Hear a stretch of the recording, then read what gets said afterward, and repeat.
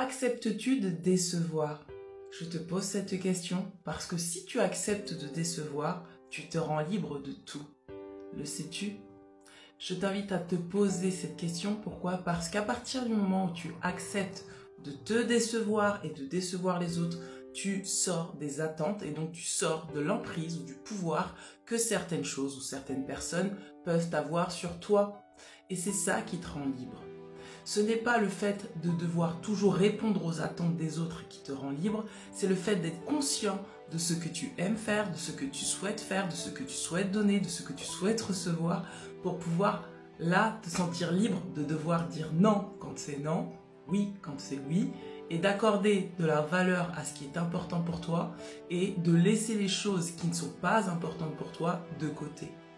Moins tu vas attendre de toi, moins tu vas attendre des autres, moins tu te mettras une pression inutile qui va faire en sorte d'abaisser tes vibrations, d'abaisser ta volonté, d'abaisser ta motivation, et plus ça va te permettre d'être libre, d'être toi-même et de t'aimer inconditionnellement.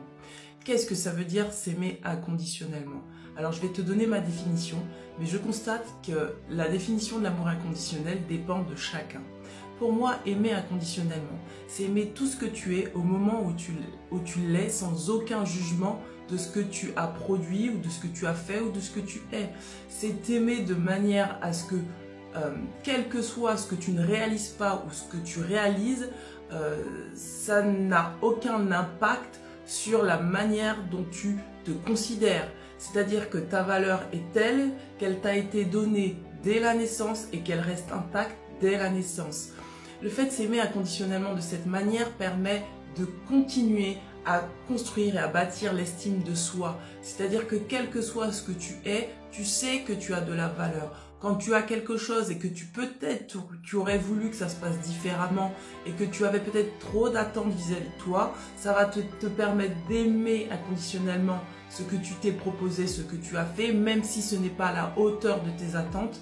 Mais quoi qu'il arrive, tu sauras là, à ce moment-là, quelles étaient tes limites et aujourd'hui, comment tu vas pouvoir appliquer ce que tu as fait. C'est-à-dire que si tes limites étaient à ce niveau-là et que toi, tu attendais de toi ce niveau-là, tu vas te rendre compte que non, l'amour inconditionnel va te faire prendre conscience que non, en fait, tes limites étaient là et qu'aujourd'hui, tu es prêt à respecter tes limites et à ne pas aller au-delà de ce que tu es toi.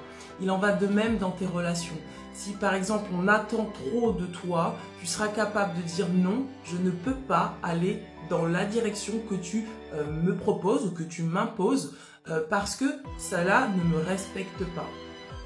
De la même manière, tu vas prendre conscience que tu ne peux pas attendre des autres ce que toi tu voudrais qu'ils fassent ou qu'elles fassent. C'est-à-dire que tu vas accepter de ne même pas, et alors ça va arriver à un stade où tu vas prendre conscience que tu ne peux pas être déçu de l'attitude des autres parce que tu vas comprendre que les autres ont une altérité et comme tu vas accepter toi ta propre altérité, tes propres limites, ta propre position, tu vas tout simplement comprendre qu'en face de toi, la personne ne fait que de respecter ses propres limites par rapport à ses propres engagements, etc., etc.